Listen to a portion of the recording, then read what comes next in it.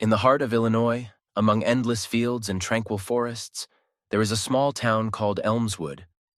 At first glance, it is an ideal place for those who are tired of the bustle of the city and are looking for privacy and tranquility. In Elmswood, time seems to have stood still. Residents live according to centuries-old traditions, know each other by name, and greet their neighbors every morning on the sun-drenched streets. Crime is rare here, and local police officers are more often engaged in resolving minor domestic conflicts than anything serious. The town is surrounded by dense forests that act as a natural barrier between it and the rest of the world. These forests are shrouded in mystery and legends that have been passed down from generation to generation. Old-timers claim that the forests protect the peace of Elmswood, hiding it from the eyes of uninvited guests. However, behind this apparent idyll lies something darker, something that is about to come to the surface.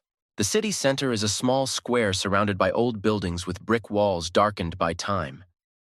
The main church, built in the late 19th century, rises above the other buildings, reminding us of the religious roots of the city. Here, on Sundays, all the residents gather to listen to the sermon and discuss the latest news. The local shop, the only drugstore, and a cafe that serves the best coffee in the area, all these places are imbued with the spirit of antiquity. Among the inhabitants of this quiet corner, the family of James Hunter stands out. James, a middle-aged man with a stern expression and piercing blue eyes, had lived in Elmswood since his early years. He was known as a man of strict principles, which made him respected but somewhat alienated from the rest of the community. He worked at the local sawmill, a place where many of the town's men earned their living. His co-workers knew him as a hard-working and serious man, but lately James had become withdrawn and nervous, often lost in his thoughts. His son, Alex, was the complete opposite of his father. Young, charming, and full of energy, he had recently graduated from high school and returned home after an unsuccessful attempt to enter college. Alex was a favorite of the local youth, always surrounded by friends, easily finding a common language with people. However, behind the external smile, there was deep anxiety. He disappeared from home more and more often, avoiding conversations with his father, and even his friends began to notice that something was wrong with Alex. The relationship between James and Alex had always been strained. After his divorce from Alex's mother a few years ago, their bond became even more fragile. James was strict with his son, demanding discipline and responsibility, but Alex seemed to stubbornly resist his father's every demand, which led to frequent quarrels and misunderstandings. Their strained relationship became increasingly obvious to those around them, but no one could guess what was hidden behind this visible tension. As autumn approached and fog began to blanket the streets of Elmswood in the mornings, the situation in the Hunter household became increasingly menacing. The quarrels between James and Alex grew worse, and despite their best efforts to hide them from prying eyes, rumors began to leak out. The townspeople, accustomed to peace and harmony, began to wonder what was going on in the Hunter family. But the answers to these questions, like the town itself, were shrouded in mystery. At the same time, Elmswood became the site of a tragedy that would soon unfold, one that no one could have imagined. While the town continued to live its normal life, in the shadows of houses and behind closed doors, a story unfolded, full of pain, fear, and dark secrets that would soon come to the surface. Events in the Hunter household continued to unfold unnoticed by those around them, like a smoldering fire hidden beneath ashes. At first glance, everything in the family seemed ordinary, although locals had long noticed that Alex and James were not close. However, no one in town could have imagined that there was a secret connection between them, one that even the walls of their home kept silent about. This connection was not just a family conflict, but something deeper and darker than anyone could have suspected. Alex, despite his youth and openness with his friends, became noticeably withdrawn. As a child, he always tried to please his father, but over the years their relationship developed into something more complicated. James, in turn, was always strict and cold to his son, but this severity hid other, deeper feelings that he never spoke about. Secret nighttime conversations within the walls of the house became more and more frequent. No one knew what exactly was happening between them behind closed doors.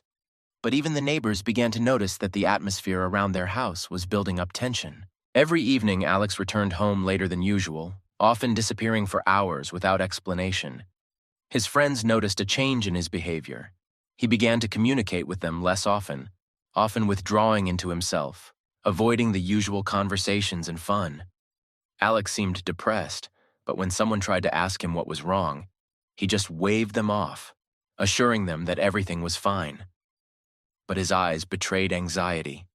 Something was bothering him, and it was more than just family quarrels. The relationship between James and Alex had become more complex than just father and son. James was a man of strong morals, making him respected but distant from the other residents. But deep inside James were feelings and desires he could not express openly. Alex, as an adult, began to recognize this internal struggle too, and it caused them to have intense arguments. The people of Elmswood began to notice that something was going on in the Hunter household. Neighbors would notice lights going out late at night, and sometimes loud voices would be heard that would quickly fade away, as if they were trying to hide something. Rumors began to spread among the residents. They couldn't say exactly what was going on, but they sensed that something dark and dangerous was building up in the house. No one, however, could have guessed how dark the truth was. Alex left home more and more often to avoid his father. He wandered the streets around the area, avoiding places where his friends or acquaintances might be. He needed a place where he could be alone, to think and process what was happening to him. The woods around Elmswood became his refuge, a place where he went to escape reality. There, among the trees, he felt alone with himself, although even here he was haunted by a feeling of fear and uncertainty. James, in turn, was becoming more and more distant from society. In recent months, he was rarely seen in his usual places. Previously, he often went to the bar after work, chatting with colleagues at the sawmill, discussing everyday matters. But now he spent more and more evenings at home, and if he did appear on the street, his face was gloomy and tense. Many noticed that his gaze had become somehow empty, as if he was constantly immersed in his own thoughts. His colleagues at work tried not to ask unnecessary questions, although it was clear to everyone that something was bothering James. One evening, when the city was once again shrouded in thick fog, Alex returned home later than usual. There was tension in the air, and he knew his father was waiting for him. That evening, as if under the pressure of an impending thunderstorm, another quarrel broke out between them. But this time, it was different, sharper, deeper than usual. Unspoken reproaches and hidden emotions burst out. Their voices grew louder, and their conversations turned into open confrontations that even the neighbors could hear. But what exactly they said remained a mystery. James increasingly realized that his feelings for his son could no longer be hidden. Alex, too, could no longer ignore the internal conflicts that were tearing him apart. Their secret affair, which had begun as an attempt to get closer, was becoming increasingly destructive for both of them. But neither James nor Alex could find a way out of this situation. It seemed that they had reached a dead end, and any attempt to resolve this conflict only made it worse. With each passing day, the tension between them grew, and it became obvious to everyone around them. But what exactly was hidden behind it remained a mystery to everyone except themselves. With each passing day, the relationship between James and Alex became more and more tense. The Hunter's home, once filled with warmth and comfort, now resembled a ticking time bomb, ready to explode at any moment. Arguments that had previously been rare and more reminiscent of normal father-son conflicts escalated into daily confrontations in which hidden emotions spilled out with terrifying force. Alex felt increasingly trapped, torn between his love for his father and his fear that their relationship could ruin their lives. He spent less time at home, and his absences became longer. Often he would simply wander the streets or disappear into the woods where he could be alone and escape reality, at least for a while. But each time he returned home, he found himself back in the middle of an emotional storm. James, in turn, also experienced unbearable pressure. His internal conflict intensified, and this was reflected in his behavior. At work, he became more irritable and distant, often snapping at colleagues, which was not typical of him before. Colleagues began to notice that James was no longer the reserved and balanced person he used to be. His stern look became even more gloomy, and his presence in society became unbearably burdensome for everyone around him. Every conversation with Alex turned into a real fight, where every word cut like a knife. They both knew that they could no longer continue to live like this, but neither of them knew how to put an end to this nightmare. Alex increasingly felt that he could no longer stay in this house. But where should he go? He understood that leaving his father would mean completely destroying everything they had.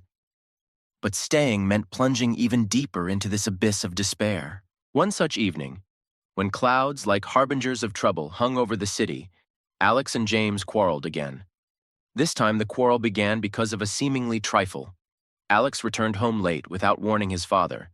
But this time the conflict grew into something more than just his father's displeasure. James, overcome with anger, began to tell his son everything that had been accumulating in his soul for a long time. Alex did not remain in debt. His answer was sharp and painful, like a blow from a whip. During this verbal altercation, feelings and thoughts that they had both been trying to suppress for a long time came to the surface. Alex began to shout, accusing James of ruining his life, of his demands and moral standards, destroying all his hopes and dreams. James, in turn, accused his son of ingratitude and misunderstanding, reminding him of the sacrifices he had made for their family. The conflict reached its climax when Alex, unable to bear the tension, left the house, slamming the door so hard that the windows shook. James was left standing in the empty room, breathing heavily, his hands clenched into fists. He felt like he was losing control of the situation, of his son, and even of himself. His thoughts raced between anger, disappointment, and fear that their bond had been broken forever. Alex, running out into the street, felt despair seize him. He didn't know where to go, what to do next. His friends began to notice that something was wrong with him, but he remained silent, unable to share what was gnawing at him. This secret that he kept became an unbearable burden for him. He felt that something was about to happen, that this tension could not last forever. But what exactly it would be, he could not even imagine. James, left alone, began to realize that their secret relationship was getting out of control. He couldn't afford to lose his son, but he didn't know how to regain his trust. That night was a turning point for both of them. The secret they had kept for so long began to slowly destroy their lives, like a toxic mold that gradually penetrates every corner of the soul. The clouds over Elmswood were growing heavier, foreshadowing the coming storm. No one in this quiet town knew what passions were boiling in the Hunter house, but soon these passions would spill out, and the town would be plunged into darkness and horror that would long remain in the memories of its inhabitants. Night fell on Elmswood, blanketing the town in a thick darkness broken only by the occasional street lamp. One by one, the lights went out and the town fell asleep. But inside the Hunter house, the silence was deceptive. Inside this seemingly ordinary home, events were taking place that would change the lives of its inhabitants forever. Alex, returning from yet another heated argument with his father, was beside himself. He felt cornered, like a wild animal, and every step he took was accompanied by a heavy feeling of hopelessness. His thoughts were scattered like shards of broken glass, and each of them hurt him. The words his father had said were spinning around in his head, but even more hurtful were the thoughts that Alex did not dare to say out loud. James in the next room was no less stressed. His heart was racing, his mind racing between guilt and anger. He felt like he was losing control not only over his son, but over himself. That night, he realized that their secret relationship had become an unbearable burden that he could no longer bear. But he saw no way out, and it drove him deeper into despair. The night was so quiet that every sound seemed deafening. When Alex re-entered his father's room, the atmosphere was charged to the max. James looked up, meeting his son's gaze. There was so much pain and hatred in their gazes at that moment that it seemed the room itself would explode from the tension. For several seconds, they stood there without speaking, but that silence said more than any words could. Then, as if on command, a storm erupted. The argument that had begun with a quiet reproach instantly escalated into a furious scream. Alex accused James of ruining his life, depriving him of the right to a normal existence. He did not mince words, openly expressing the hatred and pain that had been building up inside for a long time. James, no longer able to restrain himself, responded in kind. There was as much pain in his words as in his son's, but this time it was different. The last time their arguments ended in silence, which they could not break. But now their anger, their hatred, reached the point of no return. It was as if something inside them had broken, and the boundaries they had previously respected had disappeared. James could no longer bear this humiliation, these accusations, and his hands, shaking with tension, began to clench into fists. Alex took a step back when he saw this, but it was too late. James, overcome with rage, grabbed the object lying on the table and stabbed it in one swift motion. The flash of rage blinded his mind, and he didn't even realize what he had done until he saw Alex collapse on the floor, clutching the wound from which blood began to ooze. His eyes were wide with shock and pain, and his lips were silently whispering something that James could no longer understand. For a moment, time stood still. The room was completely silent, except for James's heavy breathing and Alex's soft groan. James slowly lowered his hand, realizing what had just happened. His face went pale, and for a moment he felt the ground shift from under his feet. This couldn't be true. What he had just done was impossible. Alex lay on the floor, blood quickly spreading across the wooden boards, leaving a dark trail behind. His gaze, once full of life, was gradually fading, turning into an empty shell. He tried to say something, but he couldn't. His strength was leaving him too quickly. At that moment, James finally realized the full horror of what he had done. He knelt down next to his son, trying to cover the wound with his hands, but the blood continued to flow, taking life with it. The scene would remain etched in James's mind for the rest of his life. He had no idea how much time had passed as he sat on the floor next to his son's body, clutching his lifeless hand, unable to believe that this was real. This wasn't just his son. This was the man he loved, despite all their differences and conflicts. But now it was all over. His world had collapsed, leaving only darkness and emptiness in its wake. The night continued, but for James, time stood still. He knew that from that moment on, his life would never be the same.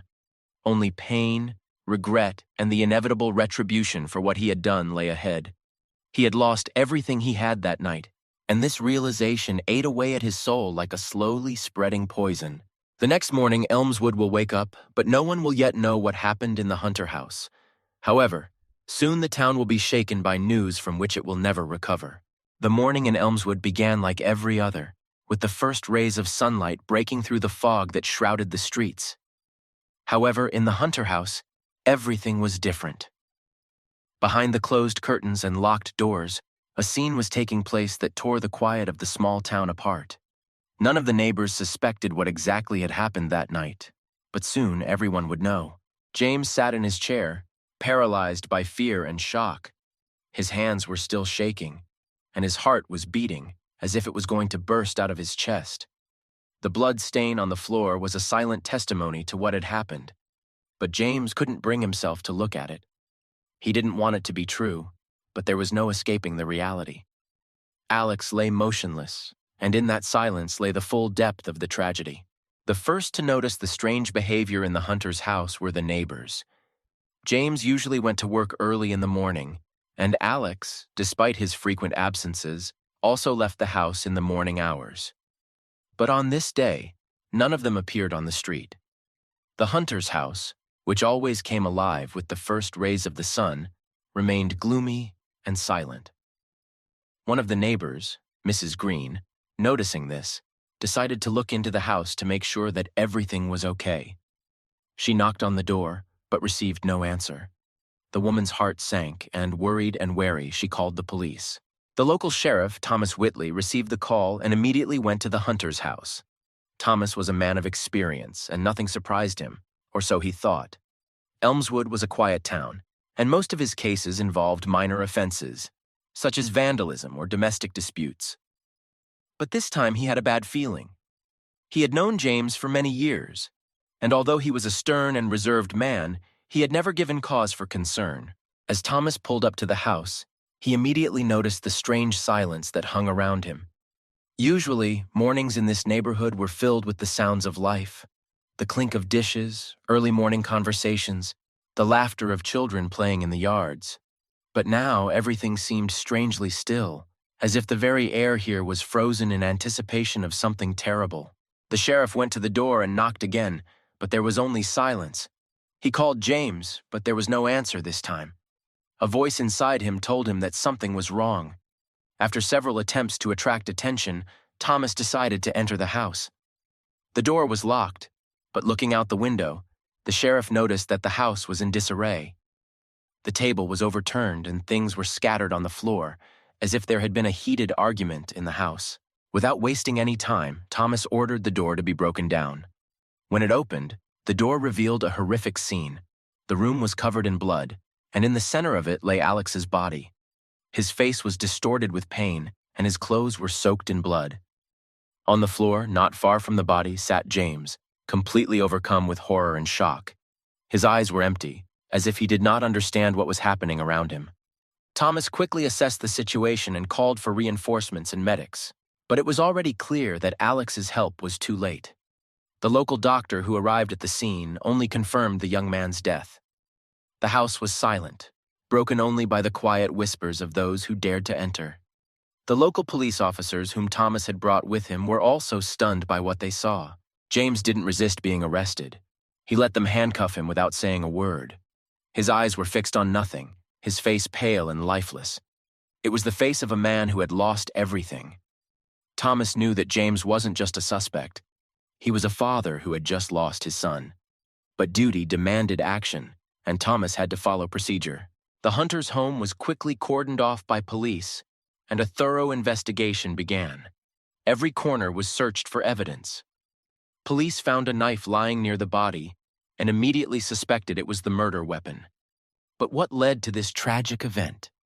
How could one of Elmswood's most respected citizens have come to this? Meanwhile, the news of what had happened quickly spread throughout the city. Residents were shocked and could not believe what had happened. James had always seemed to everyone to be a decent and honest person, albeit a withdrawn one. No one could understand what could have pushed him to kill his own son. Rumors and guesses began to spread, but the real reason remained a mystery. Thomas Wheatley knew he had a long and difficult road ahead of him to unravel this mystery. He would be interrogated, evidence gathered, and attempts to understand what could have driven James to such a terrible act. Questions multiplied, but there were few answers. The only thing that was clear was that this case would shake Elmswood and leave an indelible mark on its history. Thomas took charge of the investigation, and he intended to see it through to the end, despite all the difficulties. Long days and sleepless nights awaited him, full of reflection and attempts to unravel this tangle of lies, fear, and hatred that lurked behind the walls of the hunter's house. But he knew one thing: the truth always comes out, no matter how dark it may be. The first hours after Alex's body was discovered plunged Elmswood into chaos and confusion. Police, investigators, and forensic experts rushed to the crime scene, trying to gather as much evidence as possible that could shed light on this tragedy. However, despite the number of people working on the investigation, the answers became less clear and more questions arose. James Hunter, still in shock, was taken to the station for questioning. Thomas Wheatley, aware of the sensitivity of the situation, took primary responsibility for interviewing the suspect. He knew that jumping to conclusions could lead to error, but he also understood the need to quickly understand what exactly happened that fateful night. The interrogation room was tensely silent. James sat with his eyes fixed on the floor, his hands shaking, his face pale and still. Thomas began cautiously, aware that any pressure might cause James to close his cooperation completely. Despite his best efforts, however, James barely responded, his answers terse and filled with pain that seemed to cloud his judgment.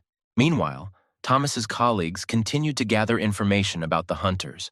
Soon, facts began to emerge that made everyone wonder what could have led to this terrible event. Among the first suspects was the hunter's neighbor, Tom Baxter. This man was known for his hot temper and frequent conflicts with neighbors, including James. The town had long been talking about Tom threatening the hunters, although his threats never went beyond words. Tom was called in for questioning, and his behavior immediately attracted the attention of the investigators. Nervous and changing his testimony, he seemed extremely agitated. Despite this, Tom had an alibi. His wife confirmed that he spent the night at home, which slightly weakened the suspicions against him. Another suspect was Michael Reeves, a local boy with whom Alex had a strained relationship. Michael and Alex had had several public arguments, and a recent argument had even resulted in a fight. Despite his testimony, Michael seemed suspicious. His answers were inconsistent and confusing, which only increased suspicion. As the investigation progressed, Thomas began to realize that the case was far more complex than he had imagined. Everyone involved with the hunters had their own secrets and motives that could have driven them to commit the crime. But who was truly guilty? Or was James, as he himself claimed, the only culprit? To complicate matters, James, despite his confession, was not giving a clear explanation for why he had killed his son. His answers were vague, and his behavior was strange, as if he were in some kind of trance. Thomas began to suspect that James was hiding something, perhaps trying to protect someone else. The investigation continued, and with each passing day, the tension in the town grew. Residents discussed what had happened, made guesses and assumptions, but the truth remained hidden in the darkest corners of this story. Elmswood was shaken to the core, and everyone waited for the truth to finally emerge. Thomas Whitley knew he was facing the most difficult case of his career, but he was determined to see it through. He knew that only a thorough and painstaking investigation would reveal the full truth about what happened in the Hunter home that fateful night. As the investigation continued, events began to take an unexpected turn. Thomas Whitley, realizing that his suspects were not as simple as they seemed at first glance, delved into their past, trying to find at least some clue that could shed light on this case. But instead of clarifying the situation, new facts only confused the case even more. The first person to come under Thomas's scrutiny was Tom Baxter. On the surface, he looked like a typical troubled neighbor. But as the investigation progressed, it became clear that there was a darker side to this image. Thomas discovered that Baxter had already had problems with the law. Several years earlier, he had been involved in a fight in which one of the participants had been seriously injured. The incident was hushed up, but Baxter's reputation suffered, and since then he had lived as a recluse, avoiding contact with other people. These facts made Thomas wonder, could this man, driven by a thirst for revenge, commit murder? As the interrogation continued, Baxter began to show his true colors. He became nervous, confused, and even aggressive when questioned about the night of the murder. But despite his behavior, his alibi seemed to be ironclad. Tom's wife insisted that he had been home all night and no evidence could be found to the contrary. However, Thomas could not rule him out entirely, as people like Baxter could hide their guilt behind a plausible alibi. Michael Reeves was next to come under scrutiny. His complicated relationship with Alex, recent fight, and suspicious behavior made him a prime suspect. Unlike Baxter, Michael was younger and much more cunning. He frequently changed his story, sometimes claiming he was with friends on the night of the murder, sometimes claiming he was at home. These inconsistencies only increased suspicion against him. During the investigation, Thomas learned that Michael had recently broken up with his girlfriend. This fact might have seemed insignificant if not for one thing. Michael's girlfriend was a close friend of Alex. After the breakup, Michael had several conflicts with Alex, accusing him of stealing his girlfriend. In this situation, jealousy could have become a powerful motive for the crime. But again, as in the case of Baxter, Michael's alibi turned out to be quite strong. He claimed that he was with another girl on the night of the murder, and she confirmed his words. However, Thomas couldn't help but notice that this alibi looked a little contrived, as if Michael and his girlfriend had agreed on their version of events in advance. As Thomas tried to untangle these contradictions, the investigation continued to deepen, and soon another potential suspect emerged. Peter West, a longtime friend of the Hunter family. At first glance, Peter seemed completely uninvolved in the case. He had no apparent motive, and his relationship with James had always been friendly. But the more Thomas looked into his personality, the more suspicions arose. Peter was an old friend of James's and had known him since school. They had grown up together in Elmswood and shared many moments of their lives. But recently, their relationship had cooled considerably. Peter had been visiting the Hunters less often, and there were rumors in town that he and James had had a serious falling out over some personal matter. These rumors made Thomas pay closer attention to Peter. Thomas had learned that Peter, despite his friendship with James, had been in love with James's wife since they were young. This fact had remained a secret for many years, but now that his relationship with James had soured, the old wound was likely to reopen. Perhaps Peter, driven by jealousy or resentment, could be involved in the crime. However, like the other suspects, Peter also had an alibi. He claimed to have been out of town on business the night of the murder, and several witnesses corroborated his account. These new revelations only complicated the case. Each suspect seemed to have secrets and hidden motives, but all had strong alibis that were hard to refute. Thomas felt that the case was reaching a dead end. Despite the huge amount of information, the real killer had still not been identified. Thomas's investigation led him to believe that there were many more people involved in the tragedy than he had originally thought. Each of the suspects could have had a role to play in what happened, but who was the one who actually committed the murder? Or was it someone else who had been sitting in the shadows all along, watching as suspicion fell on others? With each passing day, the tension in the town grew. Residents continued to discuss what had happened, speculate, and suspect each other. Elmswood, once a quiet and peaceful town, was now filled with fear and mistrust. People began to wonder, if the killer was still at large, who might be his next victim? Thomas Whitley knew time was against him. He needed to find the killer before the city descended into full panic. But to do so, he would have to delve even deeper into the darkness of this tangled story, unraveling the web of lies, intrigue, and secrets that lurked behind each suspect. The investigation continued to move forward, but each step seemed more and more uncertain to Thomas Wheatley. He had many suspects, each with their own motives and hidden secrets, but none of them seemed definitively guilty. The case had become a labyrinth, with every turn leading to new mysteries and contradictions. However, the sudden appearance of new witnesses added even more drama and surprises. Soon after, Thomas began to doubt the veracity of his suspects' alibis. A man known for his habit of observation appeared on the horizon.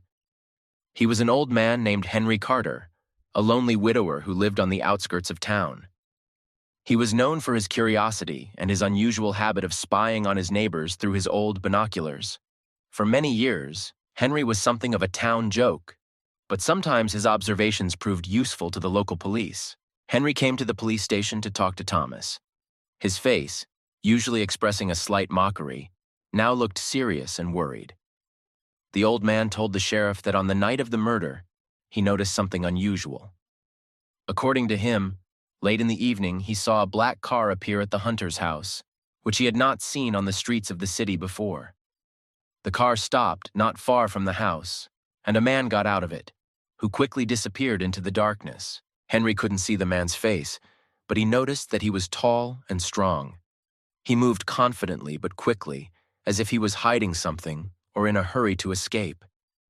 According to Henry, the man stayed near the Hunter's house for no more than 5 minutes, and then quickly returned to the car and drove away. The old man emphasized that the car did not turn on its headlights, and he did not have time to remember its registration number. This information made Thomas very suspicious. If the man Henry spoke of was really there, it could mean that someone else could have been involved in the murder. This witness could shed light on the true killer, but his testimony was incomplete and insufficient to draw any definitive conclusions. However, more importantly, this new witness made Thomas doubt the alibis that the suspects had given. Shortly after Henry's testimony, another woman, Mrs. Martha Lawson, who lived near the Hunter's home, came to the station. She was a widow, and since the loss of her husband, she rarely left the house, but she liked to watch the goings-on outside from her window. On the night of the murder, she too had seen something strange. Mrs. Lawson said that around midnight, she saw Alex leave the house and head toward the woods behind their house. This behavior was strange, as Alex did not usually leave the house at such a late hour. Mrs. Lawson watched him until he disappeared into the shadows of the trees. A few minutes later, she saw someone else follow him, but in the darkness she could not discern who it was. The person who followed Alex moved slowly and carefully, as if trying not to attract attention. Mrs. Lawson did not attach much importance to this at the time, but after she learned of what had happened, she realized that it might be important. This new evidence added even more confusion to the case. If Alex had indeed left the house that night, then perhaps his murder had not taken place in the house as previously believed, but somewhere in the woods or on the way there. This opened up a whole new line of investigation. Thomas began to suspect that James might not have been the direct perpetrator of the murder, but merely a participant in some more complex events that had unfolded that night. In addition, the information about the black car noticed by Henry Carter added even more questions. Who could have arrived at the Hunter's house so late at night, and why? Perhaps this person was involved in some business with Alex, and his appearance was not accidental. Thomas decided to check all the cars in town that matched Henry's description. This was not easy, as black cars were quite common, but it could be a clue. He also ordered a thorough search of the area around the forest where Mrs. Lawson had said Alex was heading. Perhaps there would be additional clues that would help to understand what really happened. Meanwhile, new rumors and guesses began to emerge in the town. Residents discussed the appearance of a black car and a secret person who could be involved in the murder. In small Elmswood, where everyone knew everyone else, this mystery became the main topic of discussion. People built their theories and assumptions, and the town gradually began to fill with an atmosphere of fear and mistrust. No one knew who the killer could be, and everyone began to suspect each other. Thomas Whitley knew he had to act quickly. Each new witness gave him a chance to follow a trail that might lead to the real killer. But each new piece of evidence added more questions, and the sheriff felt that this story was moving deeper into the dark secrets hidden at the heart of Elmswood. The investigation continued, and Thomas was determined to unravel this complex web of lies and omissions. He knew that he still had a lot of work to do, and that every new day could bring an unexpected solution or another mystery that would confuse the case even more. Long days and sleepless nights lay ahead, but Thomas was ready for anything to uncover the truth and find the real killer of Alex Hunter. The investigation into Alex Hunter's murder, which once seemed like a simple case, turned into a real puzzle. With each new witness and clue, the case became more complicated, revealing new layers of secrets hidden in this small town. Thomas Whitley, still leading the investigation, felt that he was getting closer to something important. But each new step made him doubt his conclusions. After the testimonies of Henry Carter and Mrs. Lawson, Thomas decided to pay special attention to the places mentioned in their stories. First of all, he focused on the forest where, according to Mrs. Lawson, Alex went on the night of his death. The forest surrounding Elmswood was a place that had long been shrouded in mysticism and rumors. In this dense mass of trees, rarely visited by townspeople, one could easily hide, and its dark corners always caused inexplicable fear among the townspeople. Thomas and his team decided to conduct a thorough search of the forest. They combed every square meter, and soon their efforts began to bear fruit. Not far from the place described by Mrs. Lawson, signs of a struggle were found.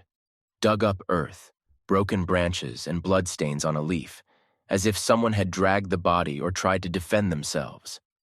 This discovery strengthened Thomas's suspicions that the murder may have occurred not in the house, but in the forest, after which the body was moved back. An old wooden hut was also found nearby, long abandoned and almost in ruins. It hardly attracted attention, but even more terrifying evidence was found inside. On the floor of the hut were scraps of clothing that could have belonged to Alex, and on one of the walls was a strange message written in blood. This message contained vague words that could have been signs of desperation or a plea for help, but it could also have been a warning. This cabin seemed to be the epicenter of the events that led to Alex's death. Thomas ordered a thorough study of all the evidence found in this place, but each new artifact added more and more mysteries. Who could have brought Alex to this place, and why? The answers to these questions were hidden somewhere deep in this tangled story. Meanwhile, Thomas continued to search for the black car that Henry Carter had seen outside the Hunter's home.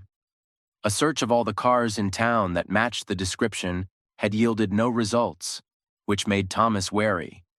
Perhaps the car belonged to someone who did not live in Elmswood, or who was carefully concealing their connection to the place. These thoughts led to new theories, one of which became particularly disturbing. Perhaps someone from the outside had deliberately interfered in the Hunters' lives to settle a score or use them for their own purposes. The surprises didn't end there, however.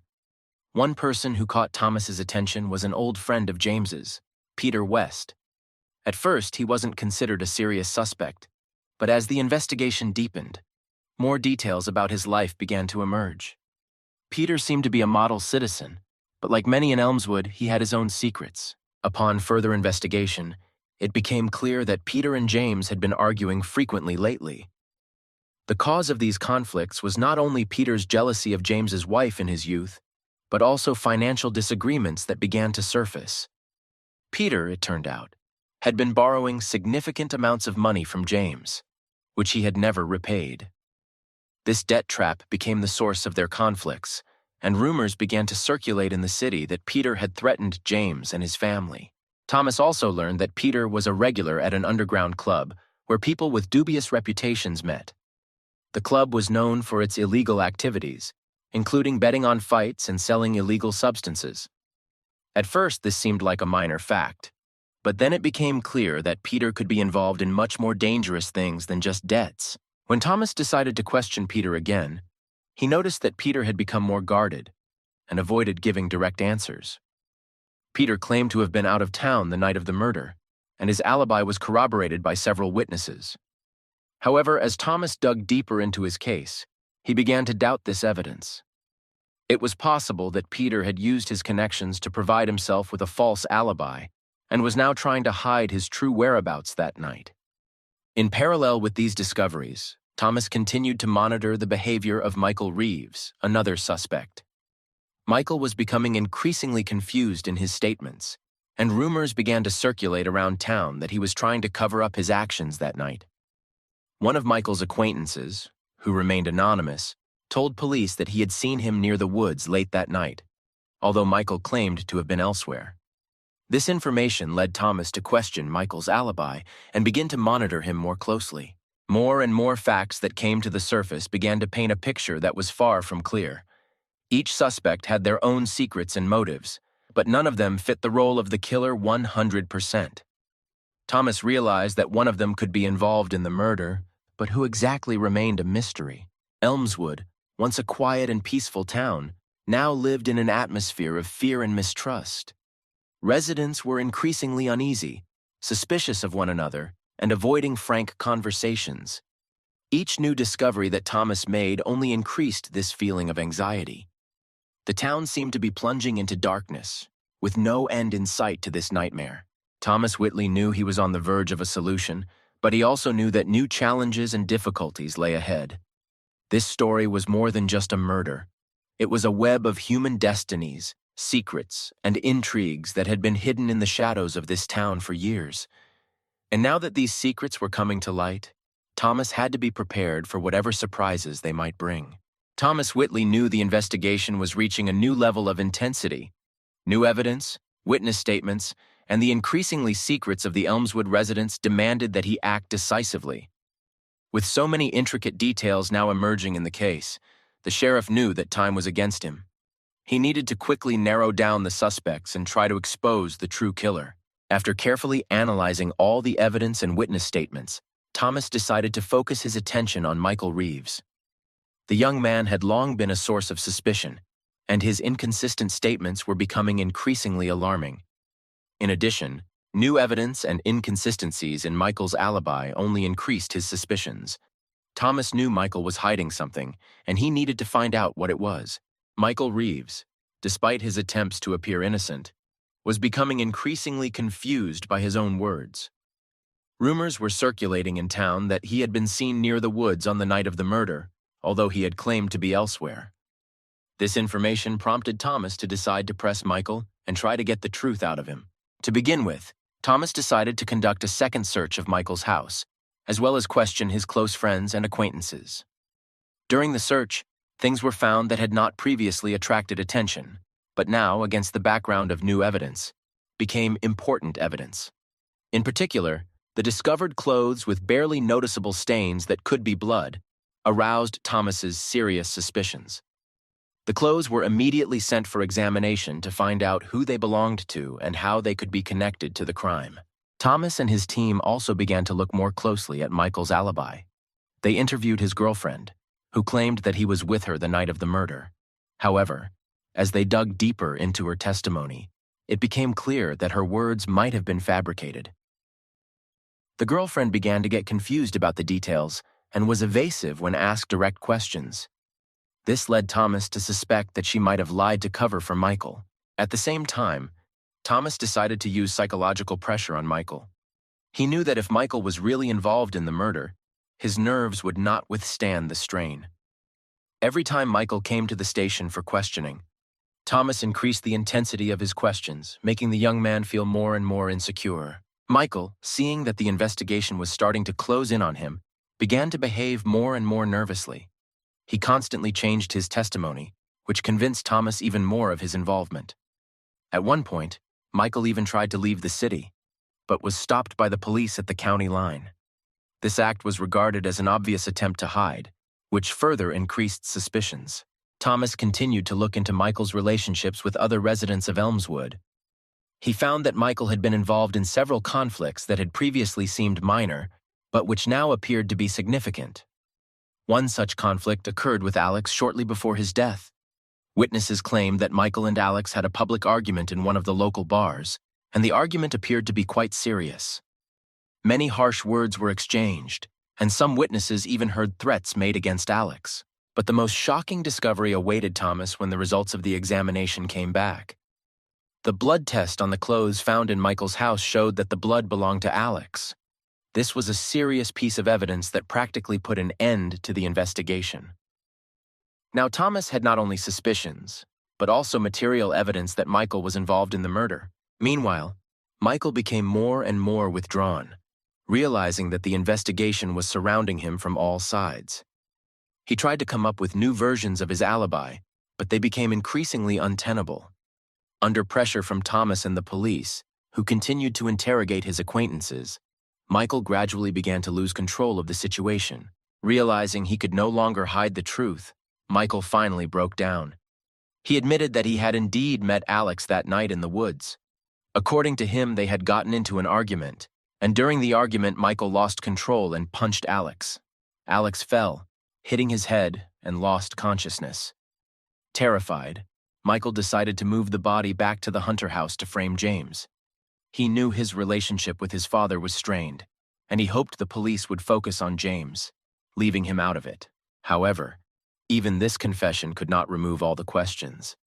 Thomas was still not sure that Michael acted alone. During further questioning, Michael mentioned the black car that Henry Carter had seen outside the Hunter's house. Michael claimed that he did not know who was in the car, but it could have belonged to someone who was also interested in Alex's death. This confession opened a new line of investigation. But despite this, Michael remained the prime suspect. Thomas realized that the solution to this mystery could be much more complex than it seemed at first glance. Michael could be just part of a larger scheme in which other people were involved. Now Thomas had to figure out who else might have been involved in the crime and what role the other suspects played. But one thing was clear. Michael Reeves was a key figure in the case, and his confession was an important step toward solving Alex Hunter's murder. The investigation continued, but now Thomas had a new goal: to understand who the man in the black car was and what role he played in this complicated story. Thomas was ready to go to the end to reveal the whole truth and bring the guilty to justice. The Alex Hunter murder investigation seemed to be finally unraveling, but every step forward revealed new layers of mystery and deception. Michael Reeves's confession, which was supposed to put an end to the case, turned out not to be the final solution, but just one of many puzzles hidden in the story. Thomas Whitley knew the solution was closer than ever, but he also knew he had a long way to go before the truth would emerge. After Michael's confession, Thomas felt relief, but that feeling quickly turned to anxiety. Michael might be guilty, but his confession left many unanswered questions. Who was in the black car that Henry Carter spotted? Why did Alex head into the woods that night? And most importantly, were there other people involved in the murder? Thomas knew Michael might not have acted alone. His admission of an accidental murder seemed sincere, but the fact that he moved Alex's body back to the Hunter house to frame James made Thomas question the simplicity of the case.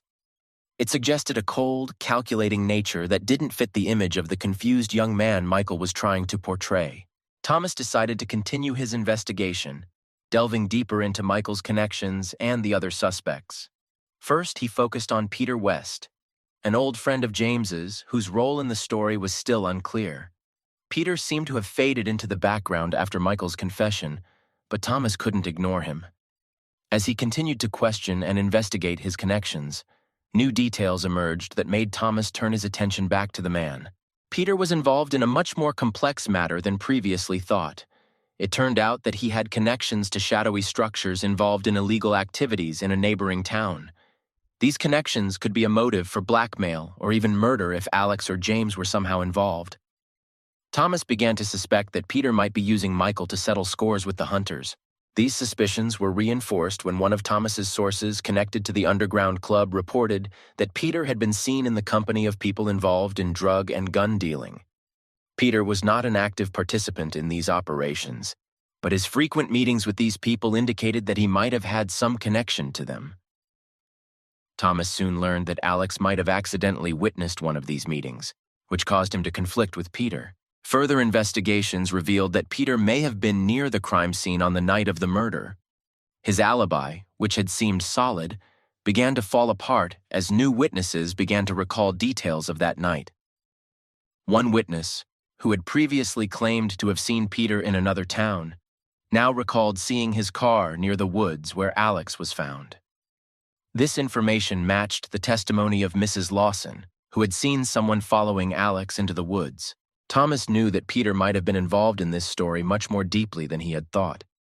If Peter had been in the woods that night, he might have been the man in the black car that Henry Carter had spotted. However, Peter remained adamant and categorically denied any involvement, claiming that he had been far from Elmswood that night. Meanwhile, Michael, feeling the pressure mounting, began to act increasingly nervous. During further questioning, he suddenly began to change his version of events. He now claimed that he had not acted of his own free will, but under pressure from Peter. Michael claimed that Peter had threatened him and his family if he did not follow his instructions. These admissions added a new twist to the case and made Thomas even more doubtful that Michael was the main culprit. At the same time, Thomas decided to revisit James's role in the story. Despite Michael's confession, James remained a figure who might be more deeply involved in the crime than he seemed. Thomas began to look into James's relationship with Peter, as well as his financial situation. It turned out that James was in debt and could be under the influence of Peter, who may have used these debts to manipulate him. As the investigation deepened, new details began to emerge, pointing to the possibility that the whole story was part of a larger, more complex scheme. Thomas began to suspect that Alex's murder was just the tip of the iceberg, and that there were forces behind it that no one had suspected. Thomas also began to consider the possibility that the black car might not have belonged to Peter, but to someone else with shady connections. If so, Alex might have been the victim of someone's revenge or calculation that had no direct connection to his personal life, but was tied to something much darker and more dangerous. Thomas felt that the truth was out there, but it remained hidden under layers of lies and deception. Every new fact he uncovered only added to the mystery, and the case began to seem endless. However, he was not about to give up. Now that he was so close to solving the mystery, he needed to find that key piece that would tie all these disparate pieces of the puzzle together. Elmswood was falling into darkness, and the townspeople were beginning to lose hope that the case would ever be solved. But Thomas knew the end was near. He felt that the truth was about to come to the surface, and it would not just be a solution to a murder, but the revelation of secrets that had been hidden in the shadows of this small town for years. Elmswood was covered by deep autumn, and in its cold embrace, the city seemed to freeze in anticipation of the final chord of this tragic story. Thomas Wheatley knew that the solution was close, and every new step could be decisive. However, in this foggy and tangled web of deception and lies, it remained to find one missing thread that would tie all the events together. After carefully analyzing all the evidence and testimony, Thomas decided it was time to act decisively. He gathered all the key suspects in one place, the police station, where the atmosphere was filled with tension and fear. Each of them understood that this meeting would not be a regular interrogation.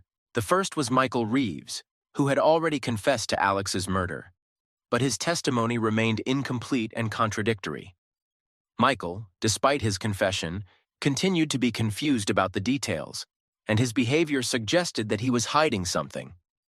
Thomas suspected that Michael might be just a pawn in a more complex game, and that someone was behind him, directing his actions. Peter West, an old friend of James, was next, whose role in this story was not entirely clear. His connections to shadowy structures and involvement in underground affairs made him a strong suspect, but his involvement in Alex's murder had not yet been proven. Peter sat, feigning calm, but his eyes betrayed an inner tension, as if he knew the end was near. James Hunter, Alex's father, had been in a state of profound shock since the murder. His silent admission of guilt and subsequent testimony had not convinced Thomas that James was the real killer. However, James was involved in the story much more deeply than it might seem at first glance. Thomas began his speech by laying out the piecemeal picture of events before everyone assembled. He began with the facts that were indisputable: Alex's death, his movements on the night of the murder, and Michael's involvement in these events. Michael was nervous, his eyes darting around the room as if he were searching for a way out, but there was no way out. Thomas then turned to Peter. He laid out all the evidence pointing to his connections to the criminal underworld, his possible motives, and his involvement in planning the murder. Thomas hinted that Peter might have been using Michael as a tool to achieve his own ends, blackmailing him into committing the crime. Peter sat silently, his face impassive, but there was a tension in the depths of his eyes. But the most unexpected thing was the new evidence that Thomas presented at the very end. During further investigation, financial documents related to James and Peter were discovered. It turned out that James had taken out a large loan using his house and business as collateral to pay off his debts to Peter. This money was used not only to pay off the debt, but also for some dubious operations related to Peter's underground business. James was forced to get involved in these affairs in order to save his family and avoid ruin. However, when Alex learned of these deals, he tried to stand in Peter's way. Alex was young and determined to protect his father, but his good intentions got him killed. Peter, realizing that Alex could be a threat to his business, decided to get rid of him. That's when he devised a plan to use Michael to eliminate Alex and frame James, knowing that he would not be able to withstand the pressure. Michael, under pressure from Peter and in fear for his life, agreed to participate in the crime. He met Alex in the woods where the tragedy occurred. After the murder, Michael moved Alex's body back to the Hunter house to make it look like it was James. However, the whole scheme began to fall apart when evidence began to point to Peter's involvement and manipulation. Peter, realizing that all the evidence was stacked against him, began to lose his temper. He tried to find a way to escape responsibility, but the evidence was overwhelming. Thomas presented new evidence, including phone records and text messages that pointed to a connection between Peter and Michael. This was the final nail in the coffin of this complex and confusing story. Realizing that he could not escape punishment, Peter finally admitted his guilt. He tried to explain his actions as forced measures dictated by circumstances, but Thomas knew that he was facing a man who would stop at nothing to maintain his power and influence.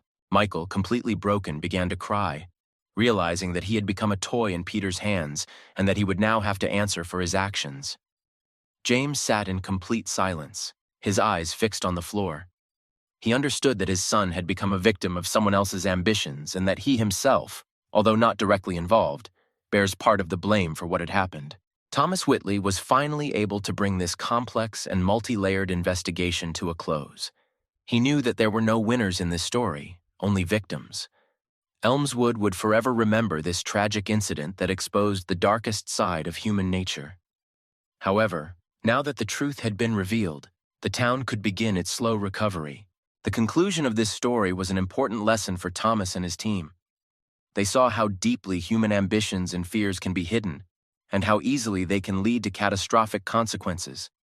But despite this, Thomas knew that he had done everything he could to achieve justice and expose the truth, no matter how hard it was.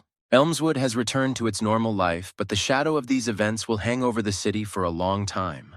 A reminder that even the quietest places can hide dark secrets. Weeks have passed since the death of Alex Hunter was solved. Elmswood, a small town that once lived a quiet and measured life, has been forever changed by the events that took place. The residents of the town, accustomed to silence and routine, now looked at each other with distrust, as if they saw in each other a possible participant in those terrible events. Peter West was arrested and convicted of orchestrating Alex's murder and attempting to frame James Hunter. His powerful connections and shady dealings over the years finally came to light, destroying his reputation and his life. The trial became a sensation in Elmswood, with local news coverage every day. Peter received his sentence, but no amount of punishment could bring Alex back to life or restore peace to the town. Michael Reeves, who had fallen victim to Peter's manipulations, was also sentenced for his part in the crime. His fate caused mixed feelings among the townspeople. Many pitied the young man, considering him more a victim of circumstances than a real criminal. However, the law was unforgiving. Michael was found guilty of accessory to murder, and he was to serve a long prison term. His parents, unable to bear the shame, sold their house and left Elmswood, leaving behind everything that was once dear to them. James Hunter, who had lost his son and found himself in the middle of this horror, was left alone. His life was ruined, and he felt guilty for not being able to protect Alex. The house where he had lived for so many years was now just a place of pain and memories that he could not forget. James decided to leave Elmswood, hoping to find somewhere else some opportunity to start anew. Before leaving, he visited his son's grave, where he said goodbye to him, promising himself to never again let the shadow of the past define his future. Thomas Whitley, the sheriff who solved the case, returned to his regular job. But the investigation had left an indelible mark on him. He replayed the events in his mind, thinking about how each of the participants in this tragedy had been caught up in a web of lies and manipulation.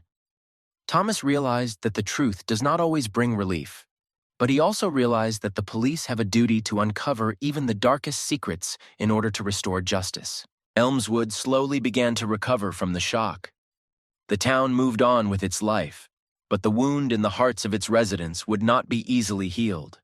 In schools, on the streets, and in local cafes, the case was discussed for a long time, trying to understand how such events could have happened in their quiet and peaceful town. The city decided to erect a memorial in memory of Alexei Hunter, to remind everyone how easily lives can be destroyed when lies and lust for power come into play. The memorial was simple, a small slab of black granite engraved with Alex's name and the words, "In memory of lost innocence and hope for the future." This modest monument became a place where people could stop and reflect on the fragility of human life and the importance of maintaining integrity and dignity. Even in the face of the most difficult challenges, life in Elmswood went on, but the lessons of this tragic incident remained with everyone. The town that had once been a symbol of tranquility was now a reminder that behind the facade of any life, even the most perfect, there can be deep wounds and unsolved secrets.